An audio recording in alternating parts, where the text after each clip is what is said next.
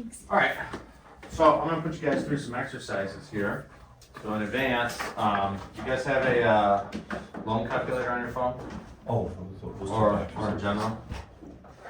If not, you can download an app. It's called Loan Calculator. Mortgage News Daily has one too. Okay, mortgage news. So that one's good for your updated, Okay. you know, interest rates and. Because as I walk you that type through of stuff, some of these too. deals, what's up, strangers? How are you? Hey, welcome home. Hello. Hi. Oh, I'm sorry. Feel honored, huh? No pressure. Probably make it the hardest thing possible. Probably. I just had to sit over here. On the lobby. Out in If the you're, lobby. yeah. They're on the left side. Feel free to come and go. I'll just talk about you when you leave. Not Nice, Joe.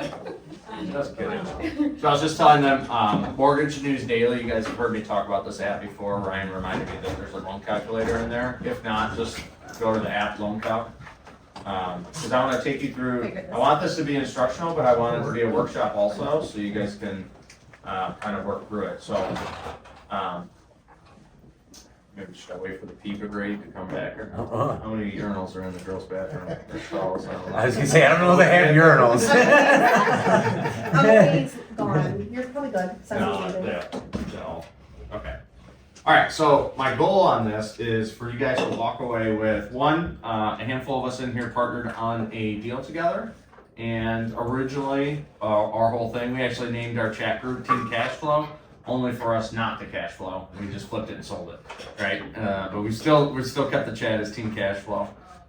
And why did we decide to flip and sell it versus hold it? Because I automatically just assumed if you buy a house at 103,000 in Madison Heights, you're going to be able to cash flow, right? And what I hadn't done is ran that analysis in a while because I haven't bought long term in a while. How interest rates kind of have really made long term tough for my model, right? And so one of the first things you want to do when you get into investing is really understand what your end goal is. For me, I think the best time to sell a house is never. The biggest mistakes I've made in my life are the houses that I've sold. I actually had this conversation with Gary, and he's like, yeah, don't you guys regret buying more? And I'm like, of course I regret not buying more, but I really regret what I already had, right? And so one of the things I'd recommend is, I had this conversation with one of my really good friends about a property I was thinking about selling. And he goes, well, if you could find that same deal today, would you buy it? And I'm like, yeah, of course I would buy it. And he goes, then why are you selling what you're looking for? And I'm like, where were you when I sold my 7 units in Cincinnati, my unit in Phoenix, my unit in Vegas, and the 3 houses I owned in North Warren, right? Because if I would have held on to those 12 houses, 12 units, I think I'd be worth like $1.5 million more and be cash flowing $3,000 to $4,000 more a month, right? And I guess can I ask you? So did you use that money towards another investment though? You know what I mean? My perception was I was going to need money. What's become my reality has been that I've just ended up making more than I ever anticipated. So I never even needed that money. Gotcha. And I wish I would have just had the houses, right? And I know that's not always the case for everybody in every year, but if we were to go back to fundamentals, if you always keep your expenses lower than your revenue, you always have that delta to play with. The one thing Renee and I have done a really good job of, probably the best thing we've done is we've always just stayed super frugal on what we spend on. Like even our house right now, we put like 400 grand down on, right? And so our note is like crazy low, even though interest rates were super low. Because we've always just been, we've always had the mindset of keep our monthlies as low as possible, right? And delayed gratification is one of the best things that we've done historically. Should I wait for them or should I go? I think I go. They're late. Okay, so September deal review. Thanks for everybody for taking some time out. For those of you who know me, I'm the operating partner here or don't know me, I should say, I'm the operating partner at Keller Williams, which sounds like a big fancy Keller Williams, Paint Creek, Somerset, and Central. Central is our office in Sterling Heights. We're in the Somerset office, and then we have downtown Manchester. And then we also lead the Delia Group. We've been heavily, Delia Group's been one of the top 10 teams in the state for a while. I don't know if we'll get there this year, but it's been a top 10 team in the state for man, it's 2015. We sold probably 4,000 houses in that time. And then, Market Center last year closed 2,000 houses, which was really good. And then the last 2 months, we've actually been number one in total transaction count of ever got any Keller Williams franchise in the state of Michigan, which has been cool. And then we also have our title company, which is great also. All right.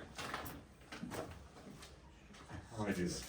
There we go. Okay, so here's the scenario, right? So when you get into investing, I gotta have it. There we go. When you get into investing, first you want to begin with the end in mind.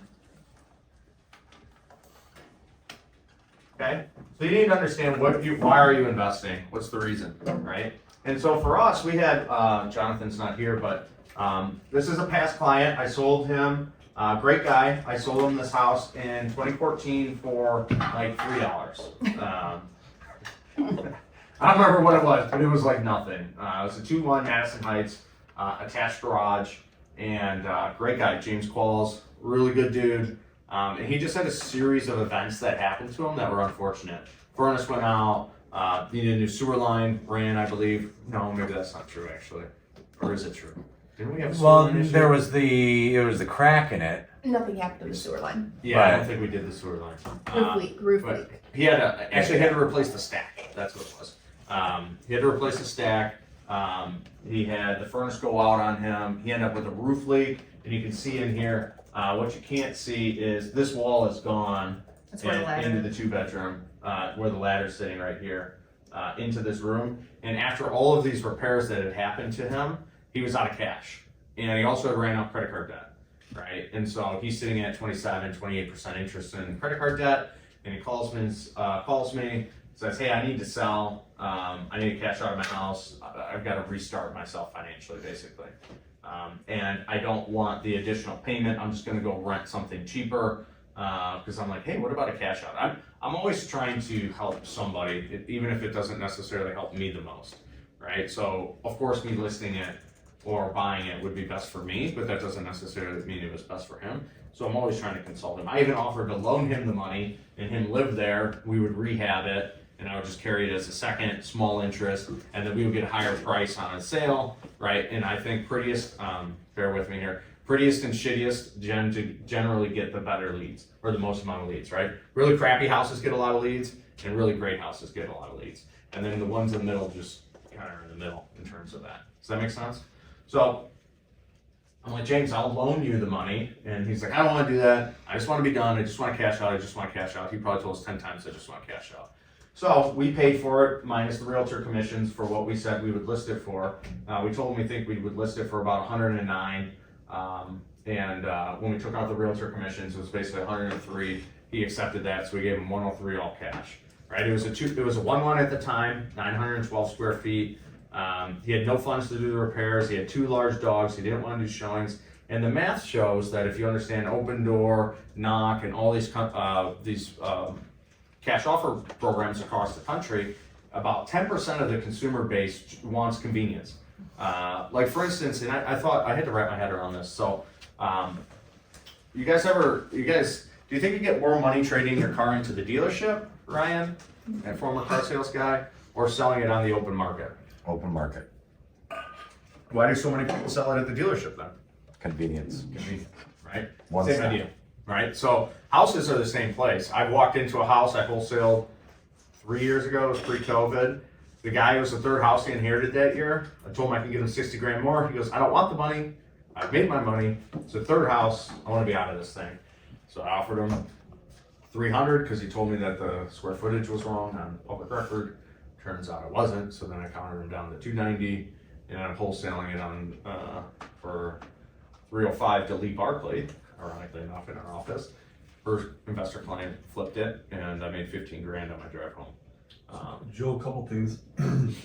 When this deal is the direct result of you staying in touch with a past client Correct. in 2014. Correct. When you helped them back then. Correct. Yeah, and then you saw, and so with the KW well, now your mind says, now shit, how can I make it a win-win-win? I could be the bank.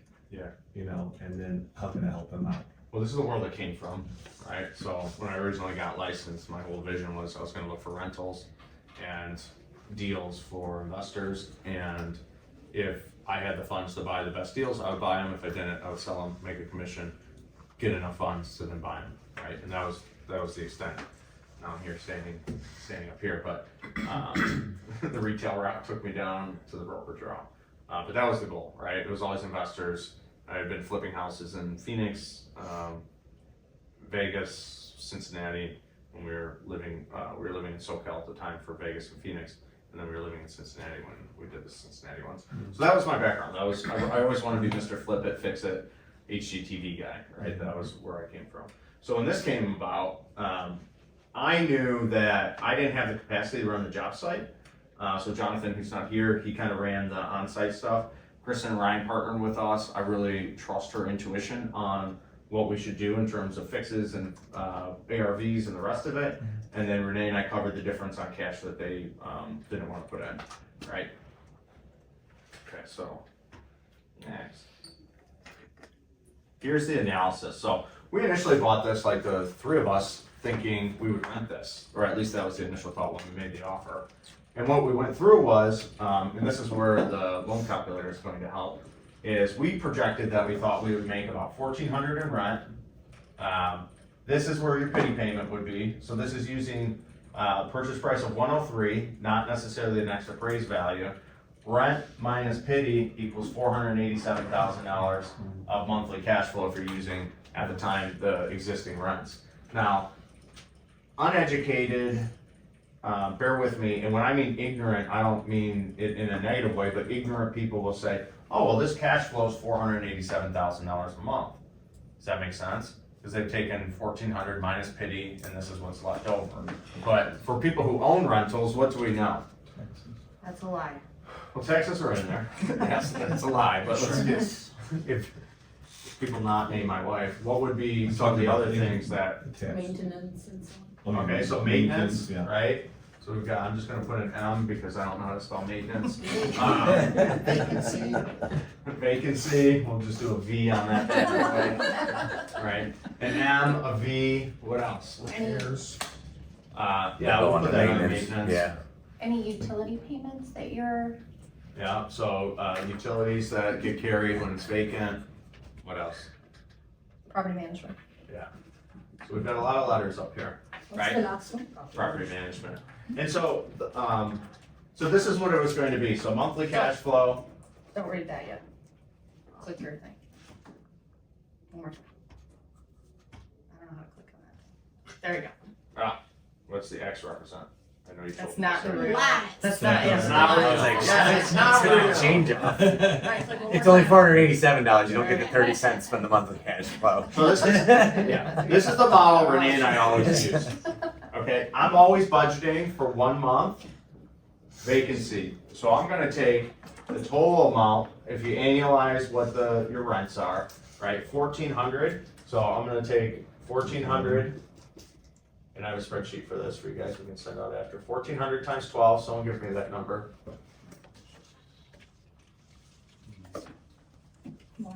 60 days. 68. 16,800. Okay, now we just said what? We're subtracting what? 1 month's 1 worth month of rents, vacancy, right? We're anticipating every year we're gonna have 1 month's vacancy. Yep. That make sense? Yep. Okay, so that's gonna take 1,400 off this number, right? And that's a vacancy. Spelled that right. Now, we talked about maintenance. What would you guys anticipate in terms of maintenance on a property that's 912 square feet? Apparently $1 per square foot. Yeah, it's a good way to figure it. $1 per square foot. I'd anticipate slightly more. Now, mind you, this number is gonna vary based on what you're buying, right? If you're buying a piece of crap and you're gonna keep it a piece of crap, you're gonna have a lot more maintenance, right? Renee and I have always been of the mindset that we over-improve properties because we believe that that keeps the maintenance down. It keeps the maintenance down and it also keeps your vacancies down and it also increases the level of tenant that you have, right? So if you over-improve a property, we are the opposite of slumlords. We always do it up and above, and we believe And Josh Sterling's a good friend of mine, and he does that on all of his properties. And I think it's up to 1,400 at this point that he You also owns. price it slightly below market value though? No, we're still going for it. But we still go for a premium on rents. Since you brought up Josh Sterling, he owns the property management company that we use, and one of our criteria for our buy box literally is where will he service. So if he doesn't service the area, we're not buying it as a long-term Right. hold. He's great. They automatically will request or rent increases every year. They're always doing the market analysis on that. You could of course tell them something else, but they take care of literally everything So, for and what's his 99 fee, bucks. Joe? 99 bucks. Flat. How much? 99 flat. Cheap. Oh, really? Oh, I'll Josh charge, is in, I'll charge 10%. Oh. Josh is best in the business, and guys like a savant, and I highly recommend it. What's So- the name of this company? Epic Property Management, they're out of Southgate. You know that like mixed use around Lakeside's office? He owns that. The guy's been a national syndication coach. I mean, Josh is, when he and I met, I was just getting licensed and he was at like 12 houses at the time. And then to see where he is today, last I was at his house, he had his helicopter in the front yard, the boat in the back. And he goes, give me more of a heads up, we'll take the helicopter to the plane and fly up to Traverse for lunch. And I was like, yeah, I will do that. He did. He took us to Put Bay that one time too. Huh? That's like he took us to Put Bay for lunch. Oh yeah, one time we flew to Put Bay for lunch. Yeah, it's amazing what a plane can do for you. He's super anal and he started that like anal in a good way, like very perfectionist maybe is a better word. I fired him as a client. Yeah, that's how much of a This is so perfectionist crazy. he is. And he built this business like to run his own rentals. So that's the level of standard that he has for it. So I can't say enough about them. They're Yeah. phenomenal. So Josh is great. Tell him I sent you. Okay, so property management, we already gave it away. $99 a month. What do you know most people charge? 10%. 10%, Yeah. right? 12%, So Josh will charge you 7%. $99 on a $4,000 rental if you're in the high end, right? 7%. It doesn't make a difference what size. No. Doesn't matter. Doesn't matter.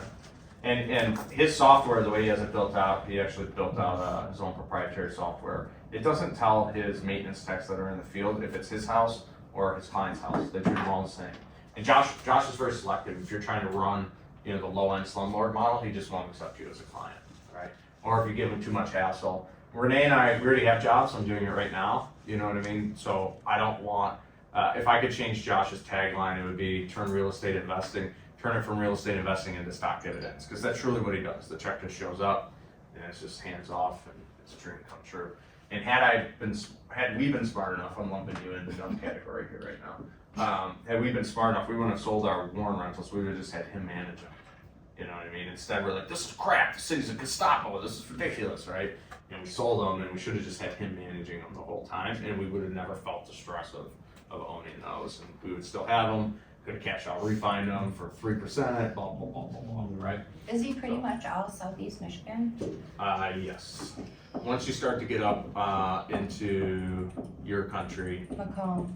Macomb is Southeast Michigan, Yeah. and I'm not in the I see where you're going with that. north of Shelby, he starts to be like, so What? he's working on expanding in this direction, but if you And think it's- about, it has to do with his maintenance crews yeah. and how far and how many properties they can get to in a day. Because every turn they come in, they do a full checklist, they do a punch list, they take care of it all for you. I mean, it's like They audit water so bills. good. Yeah. Macomb County's where, like Lake area? Well, if you think about, if you heat map rentals, they're all pretty much south of 696, right? And so, as a heat map, that's where the majority of them are going to be. Of course, you have your outliers that are out in the sticks, but for the most part, it's the ring of Detroit where a lot of rentals live, right? So, because that's where you can potentially get your cash flow number. So someone give me, this is essentially 1,200, right? So we're taking 1,200 off this number. And this is gonna be property management.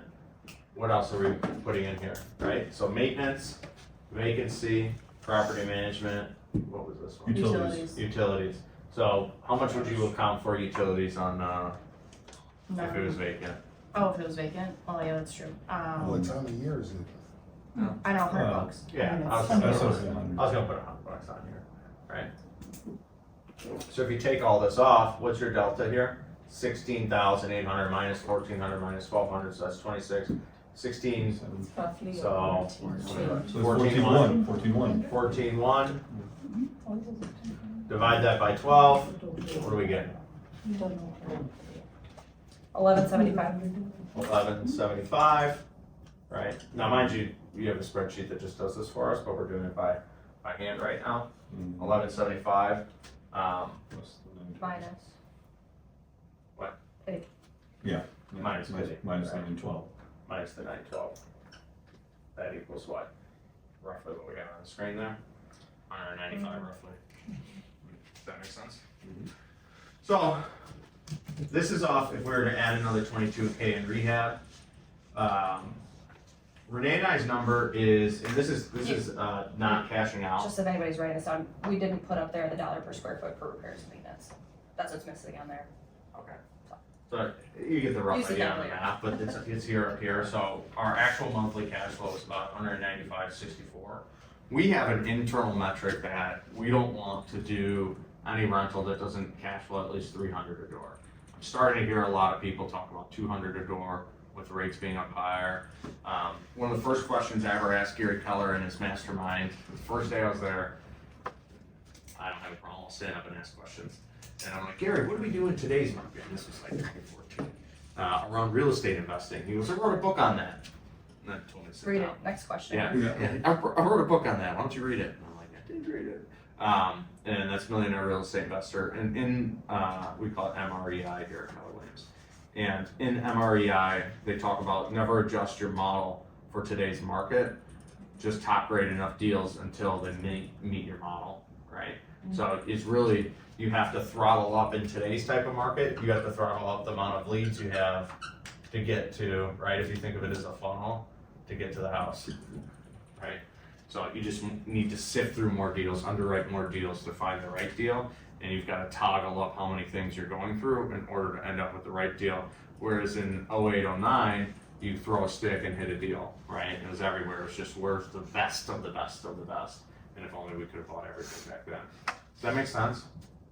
Okay, so this is running through one model. If you're just going with the existing and adding another 22,000 in rehab, because that's what we projected as what we would need to do to get it up to get to the 1,400.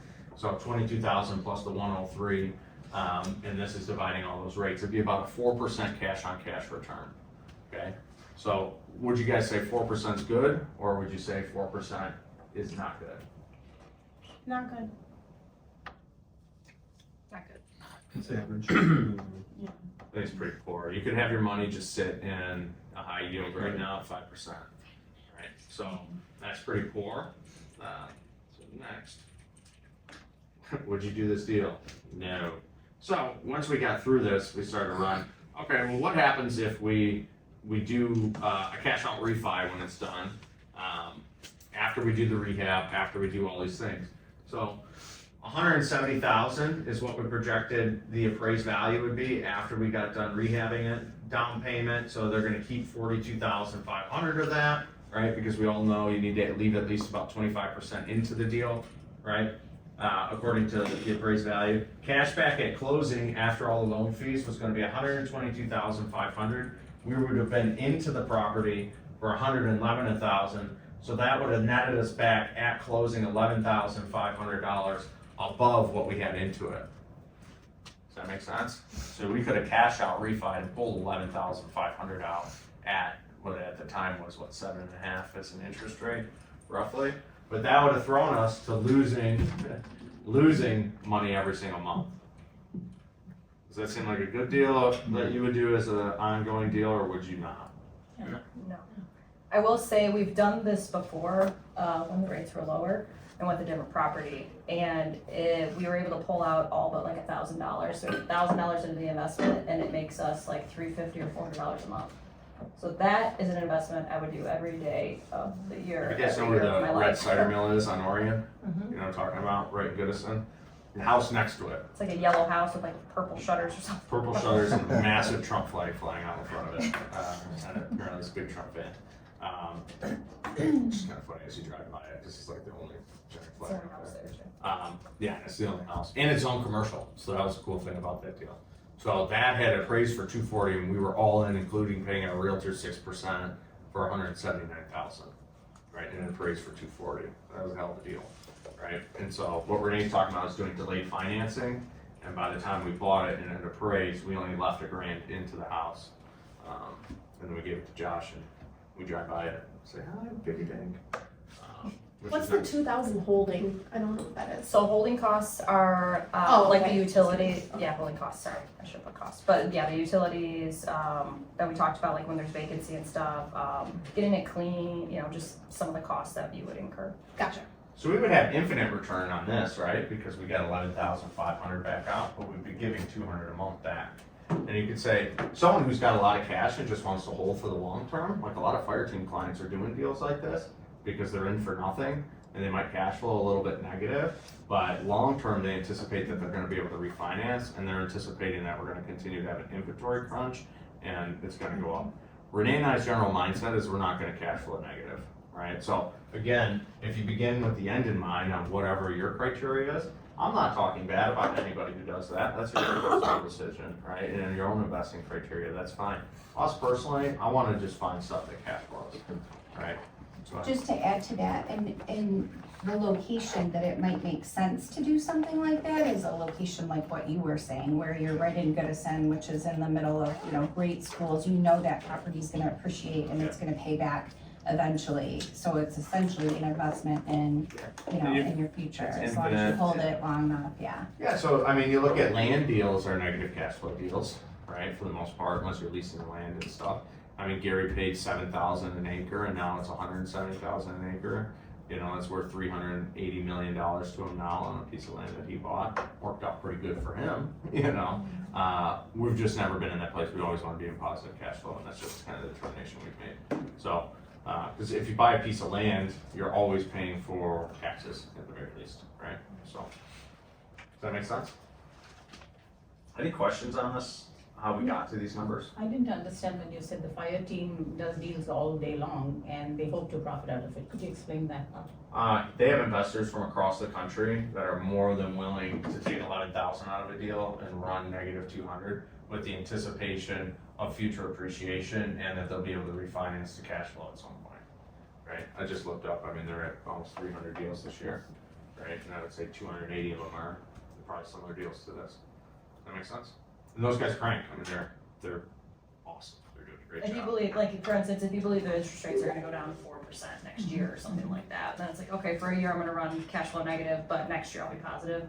It's just about those assumptions and the risks that you're willing to take on. So what was your angle in mind then, Joe? You were going through these different scenarios, is that what you're saying? Yes, yeah, so I'm walking you through the hierarchy, the deal hierarchy Right.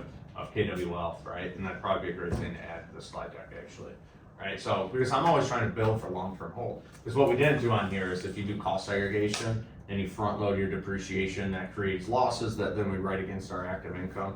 Renee and I haven't paid taxes in probably 2 years because we've created enough paper losses to offset our income, right? So, and this isn't a political thing at all, but you remember during the 16 election where Hillary's like, and you don't pay taxes, and Trump's like, that makes me smart.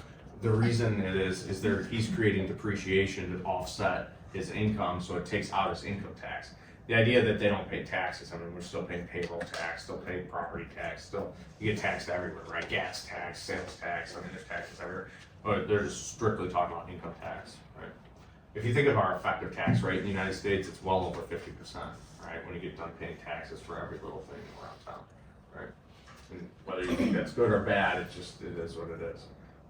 So to answer your question directly, yeah, I'm walking you through the logic here on whether or not, why you would hold it. And then we've gone and said, okay, well, if this is the case, we've already committed to James, we're gonna buy the house. We're gonna buy it as a rental, because just in my head, 103,000 Madison Heights, of course we're gonna cash flow.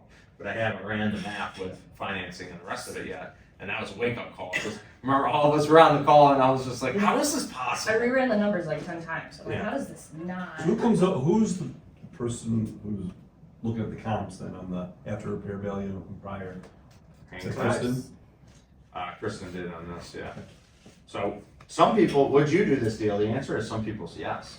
Yeah. Right, Joe, you and I are talking about, I think it was you and I, right? Talking about Raleigh, you were gonna be running negative cash flow, but the idea is, you know, save housing for your daughter, long-term appreciation, right? Instead of paying rent, you're paying a mortgage, right? So there are times where this might make sense depending on what your end in mind is, right? So, it's just for Renee and I, we'll just go do something else, right? A different deal.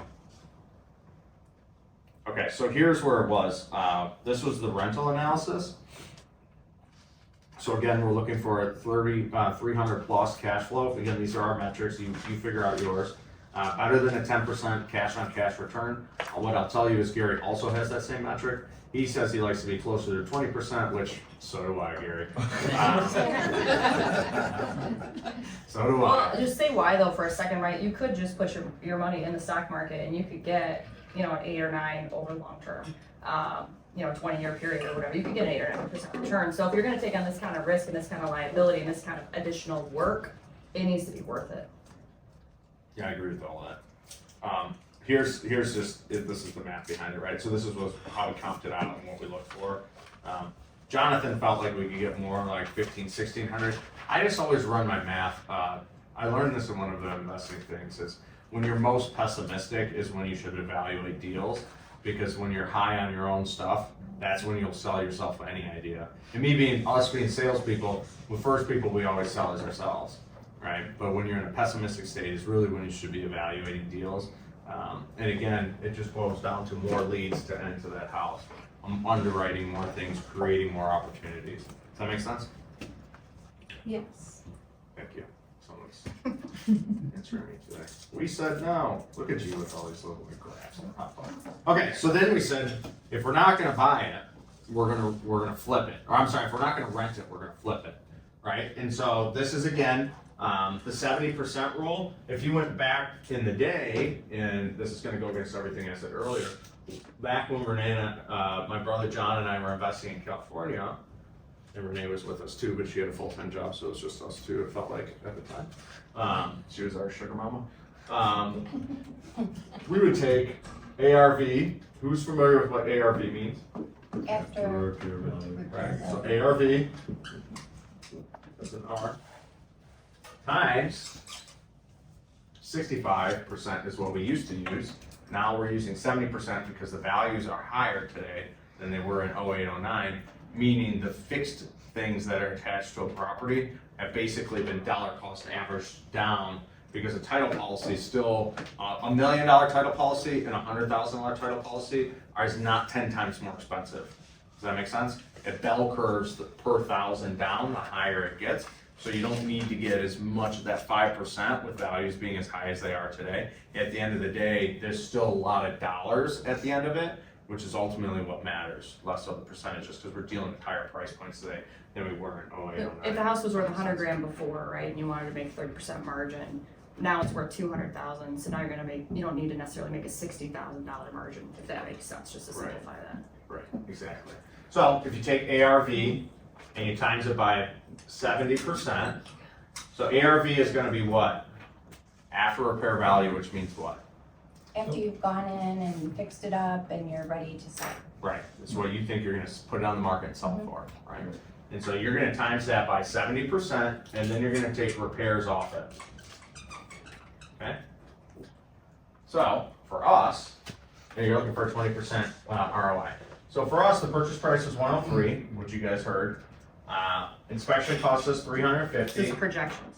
These are projections, yeah. Our rehab, 24,000. Our holding costs, our sale costs. Notice in this, because we paid cash, we don't have finance costs in here. We just paid cash for this deal. If you were to finance it, you would have additional costs associated with this, but this is, because we paid cash, we didn't have that, okay? And that was, we were projecting an ARV of 165,000 with a profit of basically 25 grand. So we were 1% over target, and our ROI was 2% below target, all right? Does that make sense?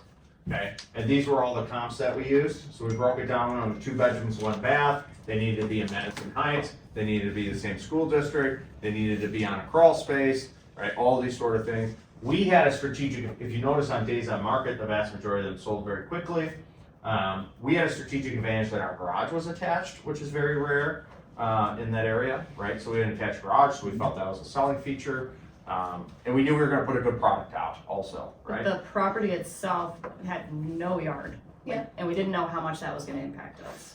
Yeah, we figured the ideal buyer was going to be like a 25-year-old without kids, that sort of thing, that was buying in Madison Heights cheap, but Royal Oak you could see from, from the front yard, and they could get to Royal Oak quickly to go out at night and the rest of it. That's what we anticipated. So we thought the yard We didn't know. We anticipated that the squeeze on inventory would overcome the yard issue, but that was one of the variables in our thinking.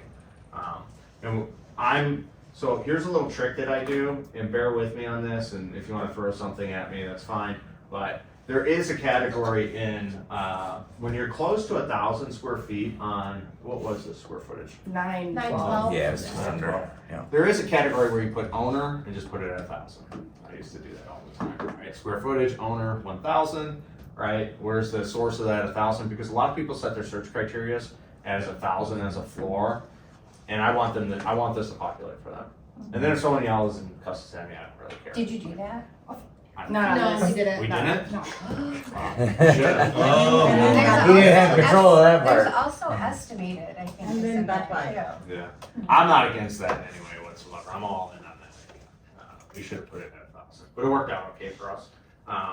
Because like I said, a lot of people set those floors at 1,000. I mean, I've worked with enough buyers to know in that market that, because I've personally sold a lot of real estate in that market. I know a lot of people are like, I don't want to be under 1,000, but if they saw our product, they'd be willing to give it up. And we were very rectangle, so we were very proportional in our room sizes and the rest of it. It didn't feel small. I mean, would you agree with that? It didn't feel. Yeah. It had a big kitchen for that size of a house. It had a big family room for that size of a house. Actually, it had a big laundry room for that size of a house. I would say on this section too, there was a lot of debate in our group chat, like we were watching like the active listings, cause this is just the solds, and there was a listing on Kalama that was gonna sell really high, got multiple offers, there were a couple of other things going on, and while those were encouraging, other people in our group thought maybe we'd get a little bit more, we did end up getting more, spoiler alert, but, I'm more conservative and I wanted to stick to the sold data only. Yeah. And then celebrate when Kalama closed, If you right? stay conservative, you can't lose, right? So that's, even with our monthly rents, right, we talked about, we might have been able to get 1,500 or 1,600, but we don't know, and I'm not gonna give away all the margin that we would have had if we're not able to get it, right? So you lose some of it so those over there in the spreadsheet, those are projections, those aren't actual, like the rehab, you I'll show know? you. I'll show you. Okay, sorry. Those are projections, yeah. Yeah, these are our projections. I'm showing you what we were anticipating versus Right. what reality was. We did run it without doing the kitchen also, so I think the point up until this point is that we looked at it from all these different angles, right? That's a Like, great point. you're a realtor, so you know what a deal is, like, it'll just scream at you, like, deal, because you're looking at properties all the time. So we knew this was a good price, we knew this was a good deal, we knew it had an opportunity, but like Joe said originally, we thought we were gonna just rent it and hold it, that's what we prefer to do, we get all the tax advantages, it's what we like to do. But it didn't work on paper, so we were For just us. looking at all these different ways, this is just kind of our journey through how we look at potential investment opportunities. Yeah, and so one of the things you can do, and if you do a fair amount of business and you carry a good reputation, a lot of times agents aren't supposed to tell you what that's gone pending for, but you know how it works when you know somebody. Hey, what did it go for on Kalama, right? Oh, I got multiples and I can't tell you how much. Okay, give me a percentage, right? You can play this game. And a lot of times if you ask people the same question twice, just more than one sentence apart from each other, they'll answer it the second time. Like a deal I'll show you next, a commercial deal we're underwriting right now. I met with Kyle Matta for coffee this morning, and he's like, well, what building is it? I'm like, I can't tell you that, Kyle. He's like, you can tell me. I'm like, okay, and I told him. I mean, I trust Kyle, right? I mean, we have a very good relationship, and someday we'll be in business together. Any questions on this? Yes, ma'am. Remind me your name. Alexis. Alexis. Sales cost, what's this referring to? Sales cost, commissions, title. Closing cost, transfer tax, anything that the seller's responsible for paying. Yeah. Yeah, all those fun things. Yeah, because that when we agreed, since Jonathan Sessi was handling the majority of what was going on, we had agreed that he was going to get the commission on it, and obviously towards the buyer's agent too. Sure, so when you're running this scenario based off the market, are you anticipating multiple offer situations? Based on our research, we were, because we had called the other agents, some of the closed, some of the actives, and seeing what they had. And we knew if people were missing on those properties, they'd want ours, right? So we were anticipating. And then you could We weren't projecting the multiples on this though. We weren't Nope. banking on that. Does that make sense? We thought reality was gonna show up that way, but we weren't putting it in the spreadsheet as if that's going to happen. When did you do this deal? What do you guys think? Do it. Yep. I'll be your silent partner. Ryan, you did great, Ryan. You were the best silent partner ever. So that's what we This is us celebrating. Yeah. This is what that kitchen turned out looking like. So you don't see a lot of that at this price point. Who did that? Anthony did that? Huh? Anthony did that? No. Next deal we'll have him run the contractor, so I didn't know if he knew that like he does. This was, Renee and I have always funded stuff ourselves, and the only other partner we've ever really had in real estate is my brother John, so it's always been a family thing. Sharif was here. And so with Kristen and Ryan's money and Jonathan's money, I knew that a guy I wrestled with at Rochester is a very good contractor. I knew he wasn't gonna be the cheapest, and I knew he wasn't gonna be the fastest, because he got married in the middle of this, so we could have done it. It said 3.5 months to flip. We could have taken a month out of that if he didn't get married. I asked him to move the wedding, he was unwilling to do it. Actually, his now wife is an agent on Monzo's team. So they do a lot of investing. I knew he wasn't gonna screw us at the end of the day, right? And I was in business with other people other than Renee and I, and Dan's great. I knew he puts out a fantastic product, but we probably could have found someone cheaper. We probably could have found someone faster. But at the same time, I also knew it was the easy button, and I knew he could take care of it and it would be done fine. So that was the risk I was willing to take with other people's money. If it wasn't, I still would have done it regardless, especially if I didn't have other people's money, because I wouldn't have cared about making it a little bit less, knowing that it was going to be done. And I would say at the end of the day, the product turned out really good. One of the things we debated, Dan wanted us to take the cabinets across, close the store off, and create like an eating nook type thing. And I said, Dan, if we're in Rochester, I'm all in. But we're in Madison Heights on a 960 square foot house or whatever it is. So quick question, Right. these look like Home Depot, Karen? I have no They're idea. the existing cabinets. Yeah, we just painted them. Next to the We do that a dishwasher, lot. that piece was missing, and he had to like craft that, like a couple things, but. Yeah, But the bulk of the work was unifying the flooring throughout, yeah. putting Yeah, up that the wall to floors. make it into a 2-bedroom again. He spruced up the laundry room, he did the kitchen. Notice Tuck our pointing. awesome, you see our sweet steps? FHA, baby. Yeah, FHA, good to go. So we knew we probably weren't accepting the FHA buyer, but we wanted the FHA offers. You wanna talk about pricing strategy? That was something. Yeah, so a couple things. So we ended up, you guys saw on the previous sheet that we thought we'd get 165. We're big fans of creating auctions. I believe buyers shop in brackets, right? And the reality is, so we listed it, we gambled, just like we tell our clients to. We gambled that if we listed it at 150, we would actually get an auction, right? Because we knew the buyers looking from 100 and 150 were gonna drive up the buyers that were looking from 150 to 2, right? And so we listed it at 150. We ended up selling for 180, Mike, right? So sold for How many 180. offers? did you get? 7, I think, 7 offers. We closed 3.5 months, start to finish. This is after paying off both agents, so this is not, we didn't increase our ROI because we're the agents. Our ROI was 25%. If you were to do this 4 times a year, Mike, what's 25 times 4? 100%. So if that money kept working and we had the next deal lined up and we got that same return, then we would be doubling our money every year. So this That makes profit though was, leave me off this is spread out through the team though, right? Yeah. Equally? We didn't equally contribute. Or, yeah, Yeah. proportionally. Proportionally. Yeah. So, I mean, you had the team behind you to handle the comps, the rehab or whatever. Yeah. If we're a solo agent, Except for Ryan, he got to just Yeah. read our text messages. I didn't do anything. Silent All I partner. did. so this is your first one. Sounds great. First one is- Here's my money. Yeah. Renee and I have done the first one, but So it's a collaborative team effort. Yeah. I mean, how many people here in the room are on a team? So you have to like break it down for us as solo agents to do it because it's a little bit more, Well, it's all the same task, it's just. Oh. whether- but I might jump in with that too. Yeah. Most of the people that are looking for these properties have a model very similar to what Joe and Renee already have if they're serious investors that they're gonna do most of this work. So I think the reason to learn it is to find these just to get in front of them because then you got a person that might buy 5 to 12 of these a year over a year for you. I mean, so you're saying, what you're saying though is you're gonna market this to your investors. Hey, Michael Cosman, I'll buy a Especially, house yeah. with you on a team.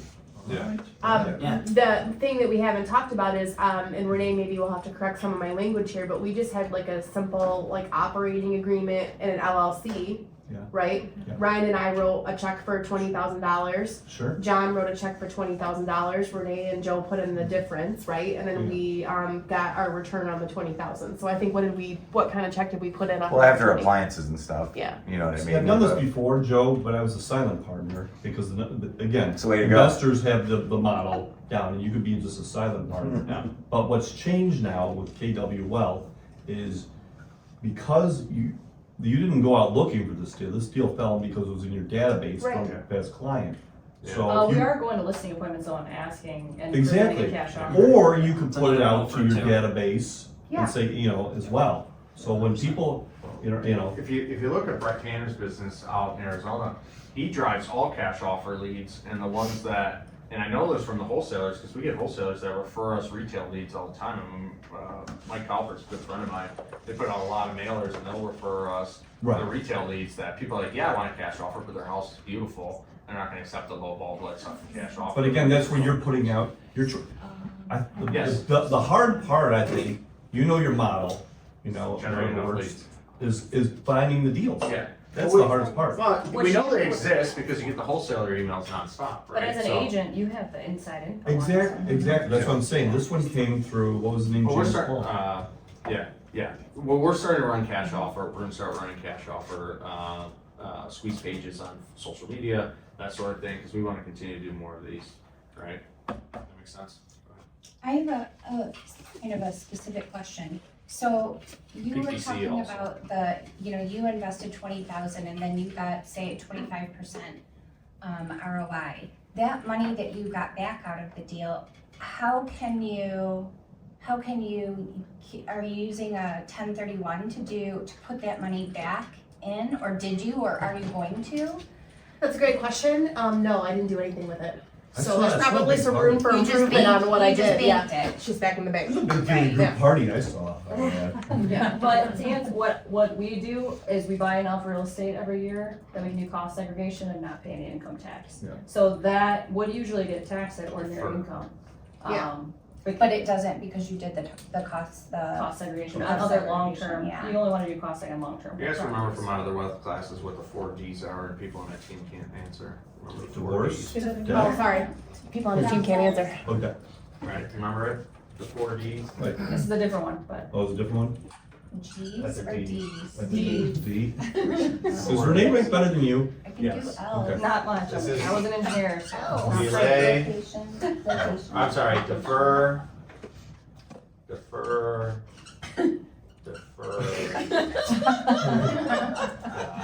Die, yeah. Right, that's what cost seg and 1031s do, right? You 1031, and you die, right? So imagine living your whole life deferring your taxes until you're dead, right? What kind of lifestyle you could have. Well, that's what cost segregation allows you to do, right? That's why you have to buy. Renee literally texted me, we need to buy 2 more houses before year's end, if we don't wanna pay taxes this year. Or before you die. So, I'm gonna buy a lot more. And that's a little more of an advanced concept, but, it matters, What yes. should you allow in costs for doing the cost segregation? I Like, think what's it's, the cost to get the actual study done, I think is like, $800.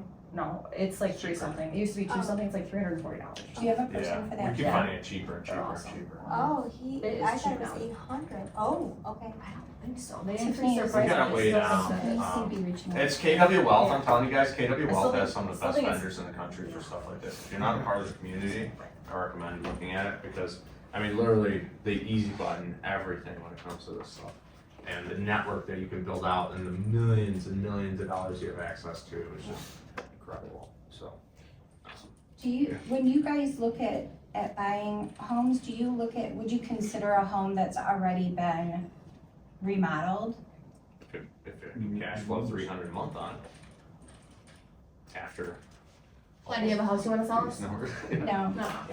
Well, yes, but Remember, Yeah. everyone's model's I do. different, I need 300 after all expenses. And it's, Right, that's just the- But And I- sure, and I'm- signs around the door your when I show bottom up line and lot, stuff. or your 20s and end 30s on the result water, model listed at is 250. mainly buy and hold if you could. Absolutely. It's not a flip. I don't want to flip. It needs a lot of You- work. I'm only flipping because. You're only flipping because it Right makes out of downtown financial Providence. sense. Correct. Right. So, yeah. See how Flip was third on the list? Yeah. That it was third in the brain too. Yeah. Like we didn't want to flip it. But. I don't want to flip it, taxes So suck. what was second? If I'm willing to do it. I just Well, don't can want should I buy it like on wholesale, to. right? Yeah, we looked at wholesaling it too. We Um, actually told fire team we'll wholesale it for 15 grand. Because if we could just wholesale it to one of their investors and they went and did it, we wouldn't have made we made 35. I didn't think we'd make 35 at the time. But if I could have made 15 just by signing that contract. That's and a been lot, done, a lot faster. You know, it wouldn't have been 3.5 months, it would have been 3.5 hours. You know what I mean? So, probably rent it, wholesale it, flip it. yeah. Yeah. When I did that wholesale, that 15 grand I made driving home, right? Went on the appointment, put her in contract, called Lee. She gave me an offer, $15,000 spread. I mean, I walked in the office with the ops team and I just started throwing hundreds like Santa Claus, right? It was a nice bonus for everybody and then one of their favorite days working at our office, right? Because it was just like the money came so fast, so quick, and it was just off. And that was a FISBO off Zillow, ironically enough. We showed up with our cash offer and he took it, right? Okay, so projection with kitchen, notice our actuals went up, right? So our actuals went up, we profited 35,600 roughly.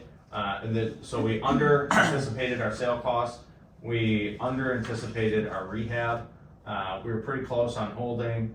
You were pretty close on rehab and holding, Joe. It's the sale cost. Why So is there something why that's was going that over? Yeah. underestimated? Bad Where at? spreadsheet person. I Is that Renee? Oh. Renee? What happened? You just, And then we put Why more did we- commission. why did you- No, we originally didn't factor in actually paying out the commission when we very first did it. And that's why the $10,000. Well, Jonathan ran our project for us, so, that's how he made his money, is we put him as a listing agent, and then Renee and I kicked him a little bit extra too, I don't remember if Kristen or Ryan did, but, we kicked him a little extra on the side too. But we ended up making $36,000 roughly, 35.6 on this group, right? So this worked out really good. And James, by the way, got to pay off all his debt, got out of his situation, I mean, it worked out really well for him. Didn't have to show it with his big dogs that were crazy, right? Didn't have to do any of that stuff, he just was able to cash out and be done. So everybody won, right? And if you're a realtor in this scenario, you have people who tell you, oh, you don't need to do this, but who I am as a person, I've been in, being operating partner, I mean, we get sued so often, it's crazy. So I'm just like real sensitive around litigation now. I always tell people like, hey, James, just remember, right, as a recap email, I will lend you this money if you choose your mind, I will do this, I will do that, because if he ever came back and said, because there's an argument people can make in court that because you're more sophisticated than them in real estate, that you took advantage of them as a result of your license, right? When you have that CYA email that goes out at the end, that pretty much shuts that idea down because you documented all the things you could have done instead, and they chose to go in that direction. Do you technically have to do that? No. Do I recommend that? Yes, just being somebody who's trying to help people, yes, and to cover yourself. So you sent him an email out listing his other options. 100%. Yeah. I was just gonna loan him the money. We would sell it for this amount. He would make the extra. We would make a little extra interest. We would get a higher commission, and the whole thing. We'll recommend him to the contractor. I wanted, because I like James, and I wanted James to do well for himself. James chose to go this route, which was fan. It worked for him, right? Any questions on this?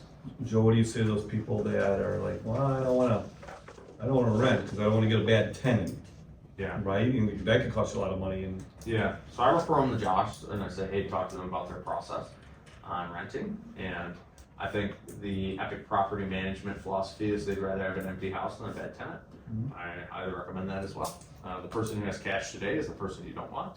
I need to move now, and I've got cash. That works until it doesn't. Yeah, so that's what I would recommend. I would tell you in today's market, I would be actively talking to sellers about what they could rent their house for when you go on the listing appointment, and realize you're gonna, play the long game on this, and you're gonna give them options. Because one of the ways that they can bridge, if they're sitting at a sub 3 or a 3, one of the ways they can afford today's is renting yesterday's, and so that helps them towards their new payment. And then reality is they'll probably get sick of being a landlord and want to cash out at some point, so you get that listing over time anyways, but you were able to get the move. Does that make sense? Yeah. Actually, I was talking to Gwen about that, she's bringing rental. So, houses on I every wanna play this out a little more, so you have someone that's, they're scared of moving, so you're representing well, you can rent out your home. scenario, right? Yeah. And They so, can rent it for 2 years and still get the tax benefits. right. I've presented that many times 3 to years. people that they don't wanna rent. They Well, when you they feel show- weird about renting their home. Yeah, well, I'd have them talk to the property management company. Right. Yeah. And so, and second, the thing you do by showing up with a rental analysis is you're not commission driven. Right. Right, so you take that kind of off the table. Sure. Yes, What were you saying? You said you were talking to Gwen about something? that she's showing up with a rental analysis at every listing appointment. Yes. I have a question about how you came up with, when you were analyzing whether to rent it out, you came up with it, even though you weren't financing anything, you came up with a mortgage payment. Was that because once you were done rehabbing it, you were going to do a cash out refi? Yeah. And that, the number that you had there, and how did you determine, you have a loan officer that's gonna tell you what the rate would be and what you would have to put down and all that kind of stuff? Exactly. And that's how you came up with that. I- And what rate did you use? I used 8%, I used 8 actually, but, Today's rate. and we often will take the highest rate to pay the leasing costs. It just usually makes sense, especially for this low amount of a loan amount. I mean, Right. the points that you're paying or the credit, it just doesn't make sense, the points you get hit with as an investment property, especially now. There's like sweet spots on rate sheets Yeah. too. Like sometimes it doesn't make sense because you're barely getting some credits back. And when we were in mortgage, in our branch, like we understand how all that works now after closing a couple thousand. I just use a mortgage calculator. I like this Qualifier Plus one. It's the one I used when I was a mortgage banker, and so I just ran the payments. It's called Qualifier. Qualifier Plus. Yeah, Don't I think just- the icon's like green and got a calculator, and it's QP Calc. You put in QP Calc in the App Store. If you guys don't have mortgage news daily, like I have it right here. Notification, we're at 0.05% so far today. That's exciting for 7.55 on a national average fixed 30-year. Exciting times. So, I yeah. have one question, Joe. Sure. Is if you were continuing to hold it as a rental, you would have held it under the LLC, correct? Yeah. And then how would you have taken your tax deductions and so on? Did you take that into your calculations? Tax deductions, no. No, because the tax deductions are the same regardless of property. So your expenses and everything and your depreciation and all that, Yeah. don't those count? Are they under Well, this? it counts at the end of the day, but it doesn't have anything to do with this deal Cash itself. flow. Right, yeah, it's a cash flow. I have a cost like calculator too. Like you can plug in like what your income is, and if you want to wipe out all your taxes, how much real estate you need to buy every year. If anybody wants it, just email me. What is that called? It's just like a cost segregation calculator to figure out how much real estate you need to buy to not pay tax, income tax. To defer, To and then defer your income tax. Yeah, we didn't put the holding It's in, just an because at the added end of the day, if it's like, if you think of it as like a hierarchy, right? Okay, check, X, we're not gonna keep going down the list, because we're not cash flowing 300 a month, right? So it didn't meet the box, and then so we stopped running the analysis. Yes. I have a client that has a multi-unit rental that they're considering selling. And, what would you say would be the best way as an agent to determine whether or not this is a good deal? I mean, obviously I'll take all of this and put everything in, but do I assume that the buyer is going to get a mortgage on it? I wouldn't, cap rates when you're in multifamily, right? Because cap rates eliminate financing. Which the next slide is. Depending on how many slides. Yeah, so we're about to get into commercial, so. Oh, okay, Yeah. I'm sorry, I didn't know you had more. In the very first slide, you said something like 1 by 1, it was a 2 by 1 or something. What was that? What is That's it? 1 bedroom, 1 bath. Oh, It was, because the wallet comes down, right? I asked about the word holding, you go. Holding costs were like, getting the lawn cut, the taxes, Property the insurance. property insurance, those sorts of things. So the cost you're incurring as a result of holding that property for the 3.5 months that we held it, right? Electric, that sort of thing. Did you estimate 3.5 months? We thought we'd do it faster, I'm a but good yeah, man. jerk got married. And mistake. Yeah. The jerk. Okay, so here's an opportunity. 123 Main Street's a fake address, but this is something we're actively looking at right now, and something we may make an offer on. And and something we made great partners on. Braden. Okay, so Hey, here's, guys, did somebody- here's a I commercial gotta go. building, it's in I gotta get downtown all this Rochester, stuff. everyone in this Stuff room who together. knows downtown Okay. Rochester would know this building. Okay. Some of you know we had the old library under contract before, and then that rotten man, John Meesman, bought it. Cause he had a first right of refusal on it, and I mean that in jest, I love John Meesman. He had first right of refusal, so he ended up buying it, and then we also had Green Talk Supply under contract, for 2.1 million, but when the rehab came in at 4 million, when we were anticipating, I'm sorry, rehab was gonna be 2 million, and we were anticipating 1 million, and rates went from 3 to 7. You know, we just ended up backing out, and unfortunately, our Terra bought that, so I'm like, oh, great. So Meesman buys that one, our Terra buys this one, I'm like, just, couldn't have been just random dude, you know? I know, Like, right? you gotta pay like 2 direct competitors, right? So, okay, so this is a off-market opportunity right now. One of the great things about being a brokerage of 320 agents that is prospecting based is that I'm constantly having deals come my way, which is great. And this agent's pursuing a 6% commission on this deal, which would be like a $90,000 commission for him. So that'd be exciting for him especially. And I think he still owes a little on his cap, so I'll get like a couple bucks on the back end. Profit share on. But so this would be. Anyone know what NNN means? Someone explain what NNN is? It's triple net. Triple net. So what's triple net mean? It includes taxes, Insurance. That's a pure pass-through cost. So everything the landlord's incurring is passing to the tenant. That's what a triple net is. Right? It's the most hands-off you can be. Okay. And right now, that is $12,176 a month. And triple net that's coming in, that's at almost $25 a square foot in downtown Rochester for rent. We're paying on our Rochester lease 25 a square foot, so it's very comparable, right? So, have you guys, we went to much higher rent per square foot in our new space, and we shrunk our space, so our rent's roughly the same as what it was when we were in that horrible building last time. Flashbacks or something? Horrible. Oh, it's the worst. That old office that we're in, oh my god, you'd be freezing in the morning, and then you'd be sweating in the afternoon.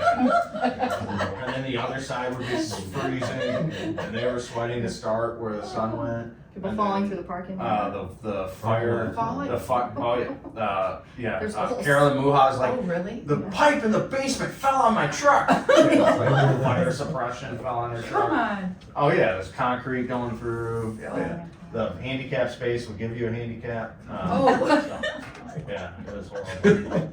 I didn't pick it, I inherited it. It was the old real estate one space, so they backfilled into it, right? So, okay, so this is what they're getting.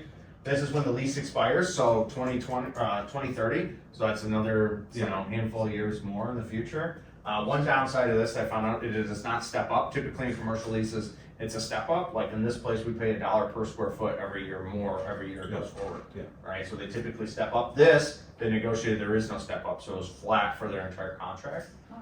This is how many square feet it is, this is how big the basement is. It's being used as a prep kitchen, which gives you an idea that this is a restaurant in downtown Rochester. The seller paid $1 million for this in 2008. They remodeled it.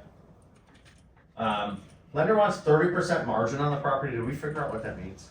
No, but I would assume down payment. They're gonna want 30% down payment. This is what he wrote, and I'm screenshotting. So that means the payment needs to be at least, the payment's gonna be $9,336. This is with the assumption of 25% down, which is very typical. Most commercial contracts are on a 25-year, not a 30-year, amortization. And they typically have a 5 to 7, sometimes 10-year balloon to where you're forced to refinance, right? So if you ever hear macroeconomics, them talking about there's trillions of dollars that's coming due in the next couple of years on commercial space, and rent rates are going from 3 to 7 or 8%, making a lot of buildings no longer cash flow. And this is one of the big outliers on the economy right now. That's why, because they're not done on 25-year leases. Mortgages, they're done on 5 to 10 years. Does that make sense? Wow. Going from 3-4%, you're gonna go up to now 8-9%. You've doubled your interest. Really right? impact people. And if there's a lot of idiots out there doing like 4 cap deals, 3 cap deals. I mean, in a lot of California, they're doing 2 cap deals. I mean, just on pure speculation. Austin, a lot of that was taking place. It was pure speculation. When interest rates get that low, it breaks all the economics, all the models, everything. It's not, and then you end up with, like right now, giant inventory crunch on the other side of it, right? So The government, it's one of the scariest things you can hear is I'm from the government and I'm here to help. Okay, so the price, this is the price would need to be 1.545 million, which is 258 per square foot, which is right in line with the comps that are downtown. The down payment on this property would $386,000, right? So that's what you'd need to put down, 386 at 25. Now, mind you, realize in life, like, zeros are all relative to where you are. But one of the things I learned early in investing is don't be scared of the zeros, right? A zero is still a zero, right? So sometimes it's early in your life, you know, $380 was through the roof and a crazy amount of money. When I was, you know, $16, $38 was a crazy amount of money. So as you kind of level up through life, you just start adding zeros onto your deals, right? So on the last deal, we made $35,000. This one, we're coming in, putting $386,000, $386,000 we would need to put down, which sounds like a crazy amount of money, right? 386 sounds like a lot of money to a lot of people, but there's also a lot of people in the world where that's nothing. I heard one guy spent like 400 grand getting Chunky Monkey ice cream to his yacht once, from a helicopter and stuff, right? So it's all relative to where you are in life. Can I ask a question? Yeah. How do we know, assuming that the lender wants a 30% margin on the property, the payment needs to be 9336? I don't understand that. Yeah, we don't fully understand it either. This is from the guy that's working on this deal for us. When he says margin, that's what Joe was asking. Well, not so much the margin, but like why what the does payment the would payment be. need to be? I don't know why he said need to be. I asked him a Okay. few times and I don't know. But Okay. it just is, right? So if the purchase price is 1.545 and we're putting down 25%, the mortgage payment is gonna be the 9336. So that's what I used for this analysis. And then I'm not sure that 30% margin thing, that's what Maybe I it's don't just how know. he used his words. That's how he's Okay. factoring. I don't know. I don't know. At the end of the day, this is what I look at to figure out whether or not this is a deal for us. So what's NOI stand for? Net operating income. What's net operating income mean? What's your net income less than taxes and your interest. So then you take revenue minus your operating expenses. That's what OPEX stands for, operating expenses. You're gonna take this times 12, zero OPEX, because it's a triple net. It's 146,188, right? So commercial deals are traded on cap rates, okay? Net operating, which is the 146 divided by 1.545 million, is a cap rate of 9.46, right? Now, who knows if that's good or bad? In this market, maybe good.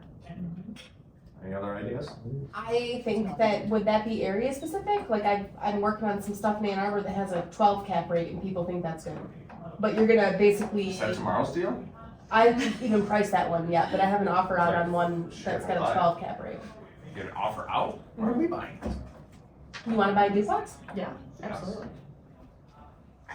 4025, Way you to can buy go, today. Kristen. Way to go. Okay. 1923 Dutch. So cap rates are all gonna vary on Come here, different Jordan, areas. please Like stay out I of told you Ann Arbor. earlier, Austin's 2% because they're banking on speculation, right? And that's gonna come and bite people.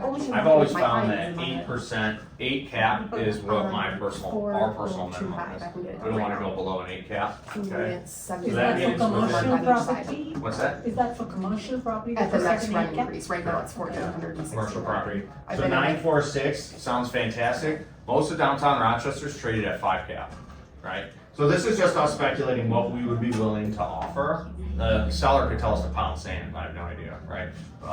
So 9.46 when most of downtown's been trading at a 5 cap, but that's when rates were considerably less, the 5 caps were taking place. Now with rates increasing, I don't think you're gonna see cap rates, because there's historical truths in real estate. There's always a certain risk didn't dissipate, right? So all of these things have still always been the case. It's just things got wonky because the financing got wonky. Does that make sense? People got a lot looser with their criteria. Because But it of- was free money, right? Like, what is the rate of inflation basically? they were really chasing depreciation because they were making so much money in the last few years. They needed more depreciation, so they were willing to make less of a return and then they could always just give it back if they need to. Right, so, cash on cash return, if we were to take this and divide it, and this is the way the formula is, I don't completely agree with it, but that came back at 32.7. The 60 grand in there is closing costs. So you have the down payment, but then you also have closing costs is higher.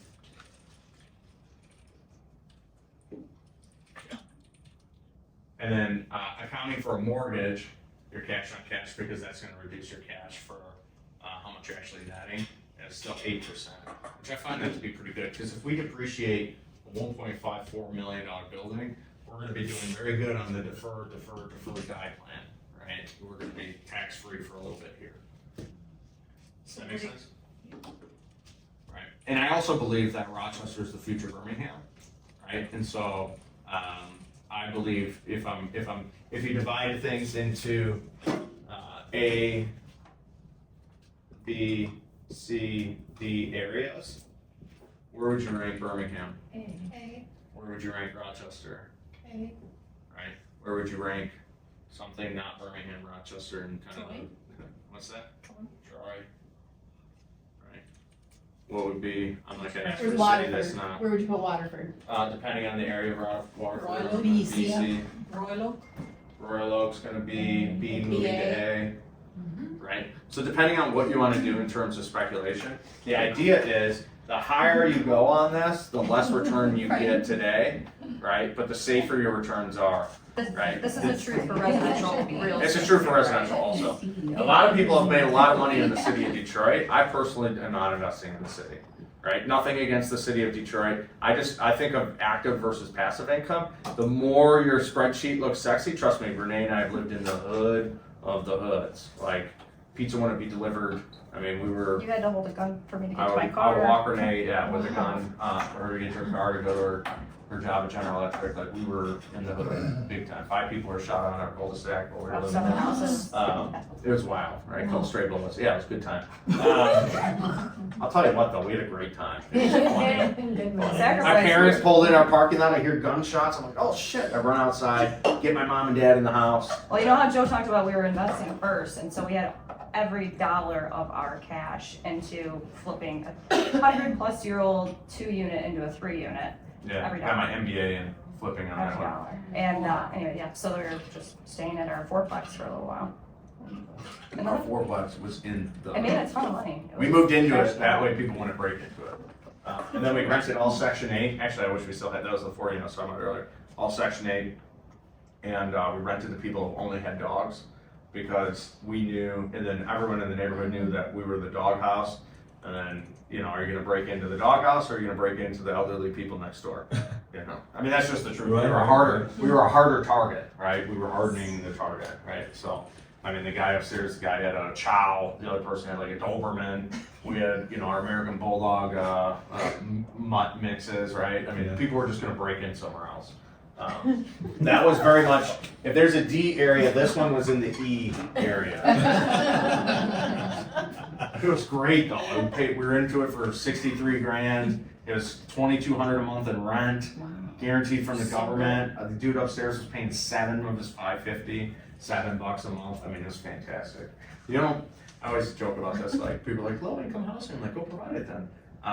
The gal rolls up in her $40,000 Escalade payment, and she's paying 17 a month.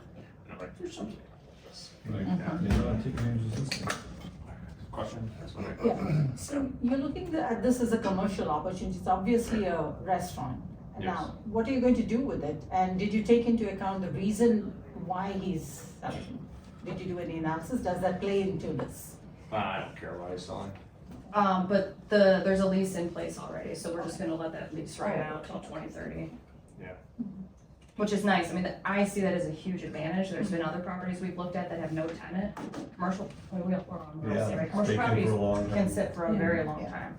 And a lot of them need build out. And that's always negotiable, right? So this build out is beautiful and it's already been done, so we don't have to worry about either one. So where is it, Joe? In downtown Rochester. It was only the first time we asked. We need to get it. You know, if we ask it a different way. It's 123 Main Where- Street. Is it Yeah, how across close to our the- office, Where Joe? exactly Is it one of those Not the same buildings street. that's- Well, there's only so many deeds on me, right? And so my anticipation is if it's the future Birmingham and we can get this at a fair price, we're going to see continued rents going up and continued appreciation of the building. And so that's something I'm into. And just as a kind of like a final, and then we can take Q&A, and I know we ran over a little bit, but, so as a final, one of the things I learned and one of the reasons we backed out of the Greens building, because I really do want to build wealth with everybody in this room, right? Let's go buy some stuff together. But what I'm unwilling to do is put what we already have at risk for more. because Renee and I already live a fine lifestyle, like if we just stop now, we'd be good, right? But, so I don't wanna go inside a $4 million personal guarantee and put everything that we had at risk, right? Put the brokerage at risk, put the team at risk, put the title company at risk, put all those things at risk for the pursuit of more that we don't even necessarily quote unquote need, right? And so I'm not gonna, and I've learned that from Gary. Gary's actually the biggest financial chicken you've ever been around. The guy is just an absolute wuss when it comes to investing, and it's turned out really, really well for him, right? And so he put 150 grand in a Porsche and sold it for like 200 and some million dollars like 2 years later.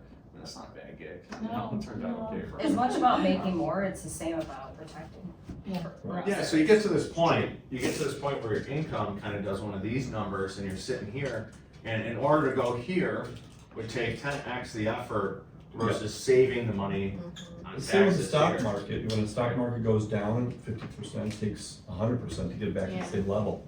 Yeah, and stocks I don't have any control over. Real estate, I feel like we have being realtors, we have a insider trading, 100%. right? We have a unique perspective, and then also like stocks don't give you any of the tax advantages that being in real estate does, the depreciation and all those sort of things.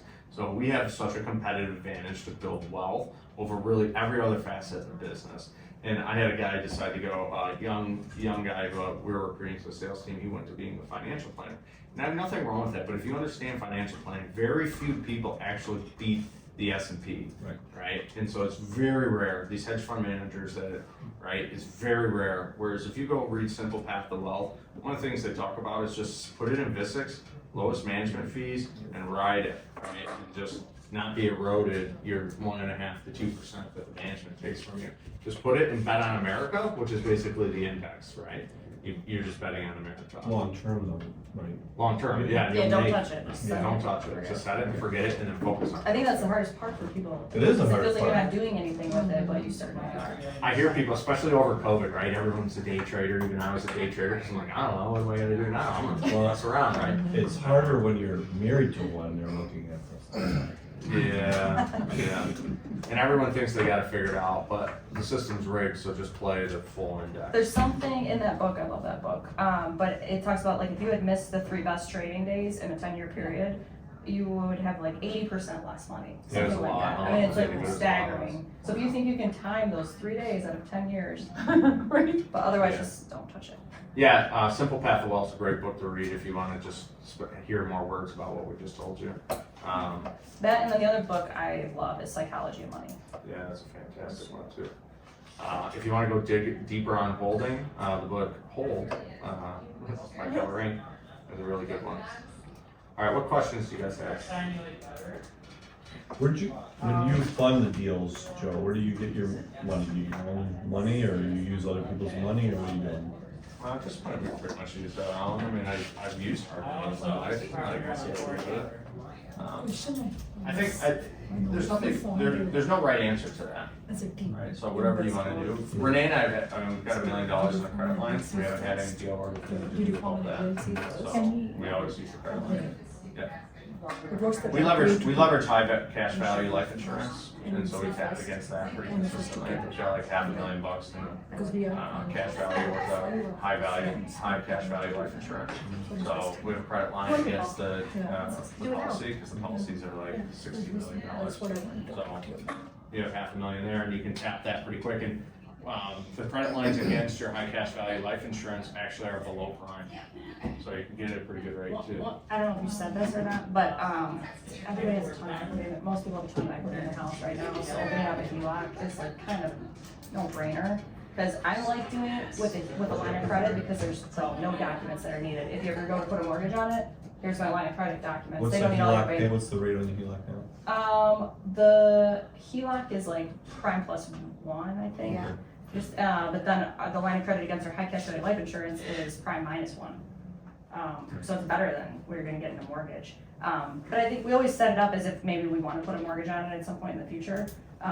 It just makes it so much easier, so much less documentation. You just get the statement from your HELOC or whatever line of credit and it's just easy. And you'll have a lot of people tell you high cash value life insurance is bad, and that's fine, I don't have to do it. Just a saving, it's a savings account, but it has an option, I think. Yeah. And yeah, maybe you could go get a higher return somewhere else, but it's not just about returns, you know. One of the things that insurance provides you when you get into litigious, once you get a class action lawsuit against you, you start to really consider like what happens if they take everything from you. One of the things they can't take from you is your life insurance. So. Well, people talk about the return, or not tangent, but like the return, if you're flipping the money that's inside anything, in your self-directed IRA, in your high cash value life insurance policy, anything that you have these lines of credit against or the ability, you can flip the money. You're changing your return, right? So maybe that just sits there, yeah, you only make 6% return, but if you're flipping a house 4 times a year, you're making 100% return. So you can boost returns that you're getting within those accounts. Yeah, if you're doing it through Roth, you're doing all that tax free. Yeah.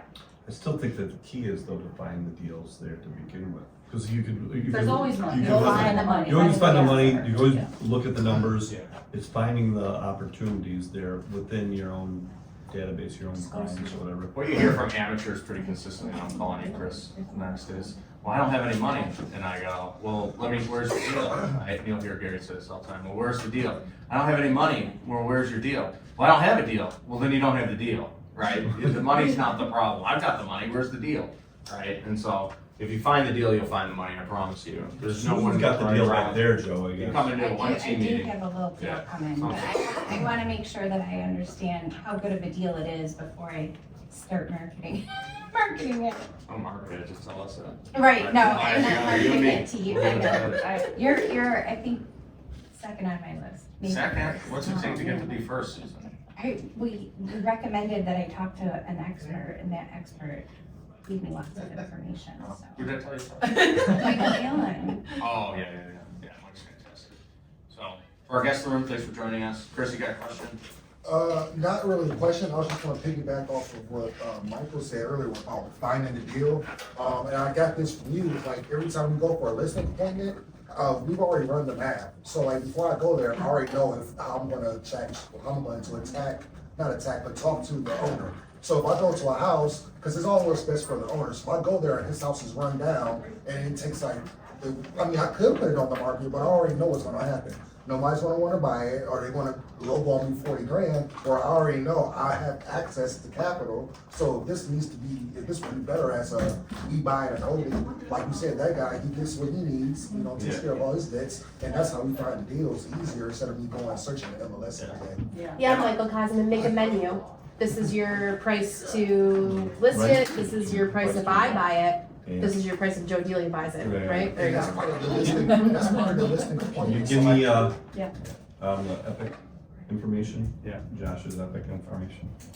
So I think just so you know, as a parting, like, my goal is for us to all get wealthy together, buy property together, right? And so I would love to do that with everyone in this room and everyone in the brokerage. I really think that as we continue to grow this, I mean, you figure we started as number 5 in 2018 and we're number 1 now in the market, right? As we continue to grow across the state, more and more deals will come to the table, and then as an investor group, we buy these properties, and that's like super important to me. And I've heard over and over, groups that invest together stay together, right? So if we can sell real estate and use that as a vehicle to get wealthy together, I mean, what's better than that, right? So that's ultimately our end goal, and we want to continue to go down that path. That's why you've seen us on this whole wealth series this year, because I think also as a secondary note, when you're an investor, it makes it a lot easier than talk to investors. And I think a lot of reason realtors don't work with investors is they're not comfortable in their own skin around the math. Yeah. And if you start doing it, like, I have no issue at all talking to investors, right? And my filter real quick on investors is like, oh, and how many of these do you own? Well, 0. Well, you're not an investor. You know what I mean? You're a wannabe investor, and that's fine if you have a model to train them and the rest of it. But I think we would take our retail clients, because if you think of the average sales cycle on a house, it's 7 to 10 years, right? And I know an average in the giving range doesn't make sense, but 7 to 10 years is typically what people stay in their home. The way you speed that up and you speed up the sales cycle is you teach them how to invest. Your doctor clients, your dentist, all those people, they go and they want, like dentists, one of the models for dentists and doctors is buying their own building and being in it, so they understand it, right? Our chiropractor owns like 5 buildings at this point.